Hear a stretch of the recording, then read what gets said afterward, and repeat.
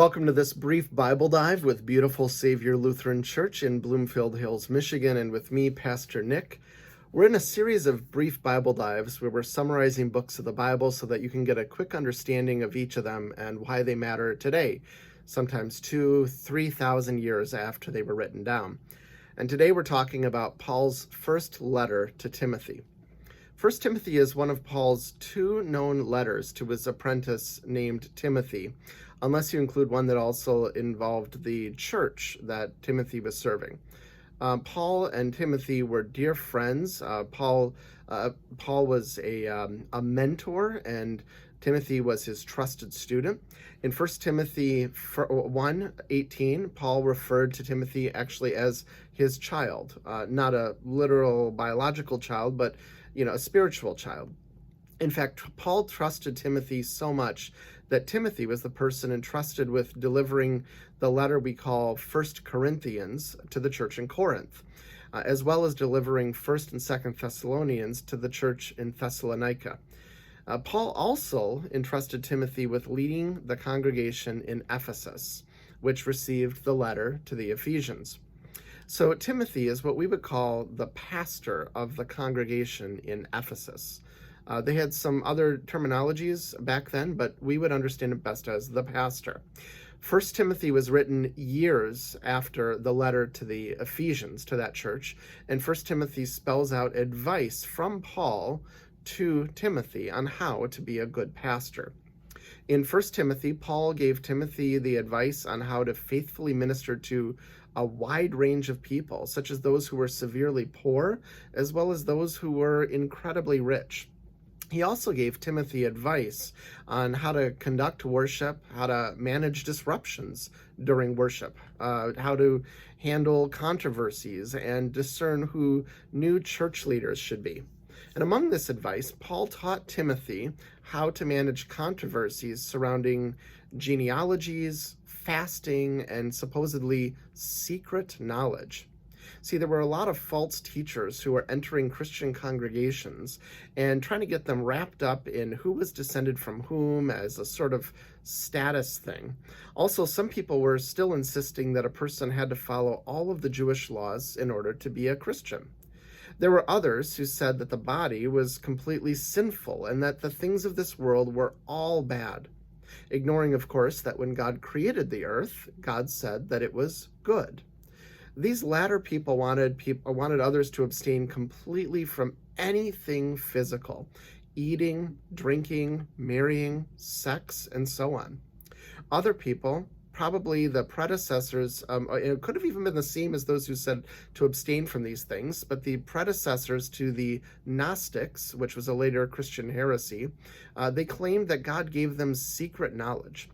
And to all of these controversies, whether some were the same people or some were different people, to all of these controversies, Paul reminded Timothy of the importance of being grounded in the basics of the faith, being grounded in Jesus Christ, being grounded in the fact that we are saved by God's grace through faith in Jesus Christ. Since not everyone is well equipped to manage these types of controversies, Paul then gave other advice. Paul gave guidelines, for example, for Timothy on how to choose church leaders. Paul told Timothy to find church leaders, especially future pastors and deacons, who the word also bishop appears in this letter, people who would have good reputations, who are known as honorable, who are known as faithful to their families, and who know basically how to talk to other people in social settings. In other words, not be socially awkward.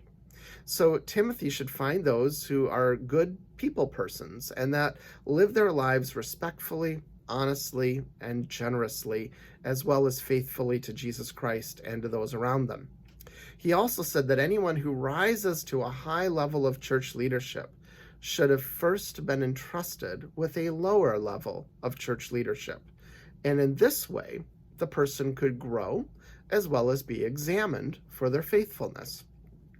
There are two famous lines in this letter that are worth noting because they're well known or somewhat well known, and they're somewhat controversial or very controversial.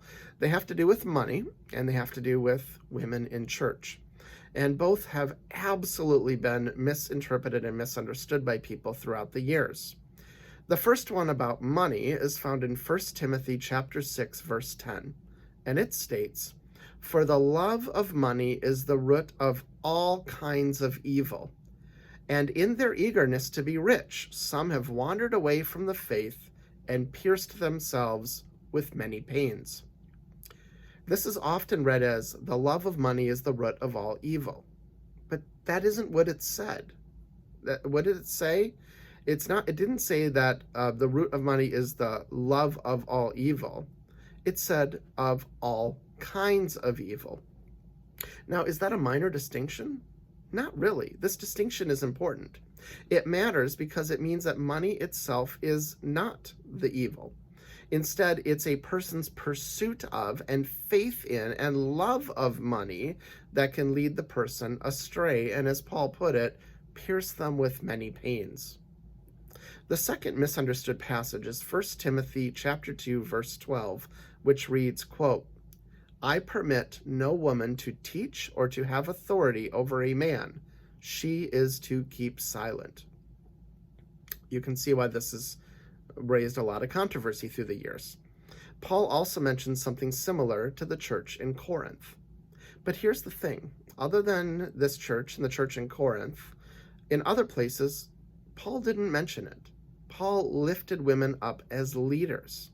Even in his famous letter to the Romans, which is probably the one he's best known for writing, in Romans chapter 16, verse 7, he praised a female apostle named Junia. Yes, some translations, maybe even yours, has the name Junius, but the oldest Greek manuscripts have the female name Junia. And she's listed next to another name, which implies that they're actually a married couple who are both apostles. Paul also praised Phoebe as a deacon in this same letter. So Paul would not have done this if he thought that women should have no authority in the church or authority over men or shouldn't speak in the church at all.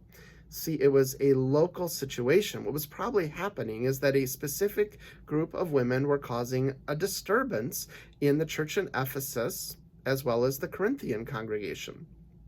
In other words, again, it was a statement specific to those locations, and it's taken completely out of context when used as a blanket for all churches in all times and in all places. So that's the first letter to Timothy in a nutshell. To learn more about our congregation, Beautiful Savior, our website is bslcmi.org. We'd love for you to enjoy, if you've enjoyed this video, please like it, share it with somebody that you think would find it interesting. Maybe they have a bit of a misunderstanding about those passages as well. And certainly if you could subscribe to the channel, that would be great too. Now, go love God and love your neighbors.